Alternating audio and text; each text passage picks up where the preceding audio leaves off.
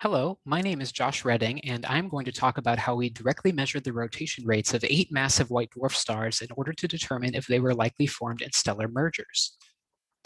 So white dwarfs represent the end stage of 97% of stars, including our own sun, and belong to a class called compact objects, which are extremely dense star-like objects, also including neutron stars and black holes. Due to their high density, white dwarfs very efficiently stratify elements in their atmospheres by weight, and so present simple spectra with the signatures of only the lightest elements in the outermost layers of the stellar atmosphere. For white dwarfs, that element is typically hydrogen, as we can see in this example spectrum of the white dwarf 40 Ari b, where the only elemental signatures intrinsic to the star are those of hydrogen in the Balmer series. We note as well that the Balmer lines are quite strongly broadened, which is due to the strong surface gravity of these dense objects. White dwarfs are also the progenitors of type 1a supernovae, which are among the most valuable events in modern astronomy.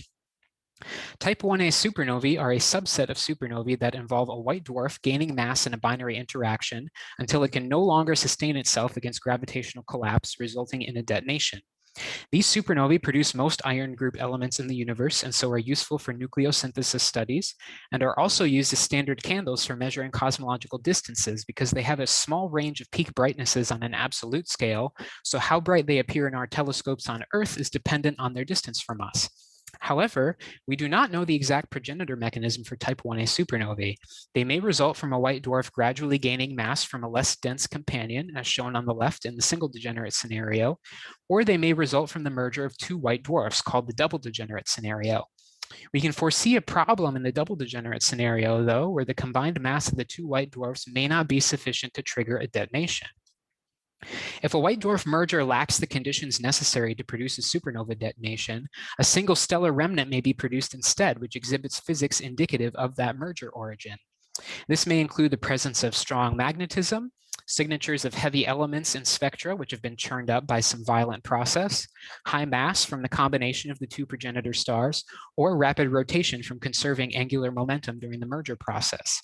These last two signs are the focus of my project because if many high-mass white dwarfs appear to have rapid rotation rates, that may suggest that a significant fraction of high-mass white dwarfs are in fact merger products and therefore failed 1A supernovae. However, measuring stellar rotation is not a trivial process. It typically requires that the star exhibit photometric variability due to activity on its surface, such as a magnetic spot, where the variability period corresponds to the star's rotation rate. With sufficiently precise data, though, stellar rotation can be measured directly from the broadening of spectral lines. Rotation will Doppler shift the wings of spectral lines according to the functions shown here on the right, and so by finding a convolution which best fits high-resolution spectral data, we can infer a stellar rotation rate. For this project, we focus this application on the sharp cores of white dwarf hydrogen features, which will more strongly be affected by this broadening than the wider wings, which are already dominated by the strong surface gravity of the white dwarf. So we collected high-resolution spectra of 8 massive white dwarfs with masses above 0.8 solar masses using the ultraviolet and visual Echelle spectrograph, or UVES, on the Very Large Telescope Array in Chile. And then we fit the spectral cores in the data with rotationally broadened synthetic spectra generated using the model atmosphere code T-Lusty in order to determine most likely rotation rates. We determined best fitting rotation rates by finding the minimum of chi-square as a function of rotational velocity, and error bars by finding at what rotation rate that minimum chi-square was doubled, assuming that this corresponds to a 1 sigma change in the goodness of fit. We found the following from our sample. Two of our objects could not be fitted for rotation rates. PG 1220 plus 234 actually turned out to exhibit magnetism, as shown from its Zeeman split H alpha feature here. And while this prevents us from determining a rotation rate via broadening, magnetism is another potential sign of a merger origin for white dwarf. And so this object may still provide valuable context for determining whether massive white dwarfs are formed often in mergers. White dwarf 1324 plus 077 was the dimmest object in our sample, and the lack of convergence in chi-square space seems to suggest that this object was likely outside the realm of what was feasible for this project. 3 of our objects appeared to exhibit no rotation rate, although 2 of them were also quite dim, producing quite high error bars on the likely rotation. And finally, 3 objects in our sample showed possible non-zero rotation rates. White dwarf 0701 minus 587 also shows a slight asymmetry in its line core, which will need further investigation.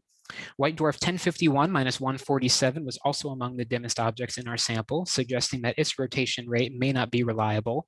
And so only one object, white dwarf 1134 plus 300, seems to show broadening consistent with a non-zero rotation rate.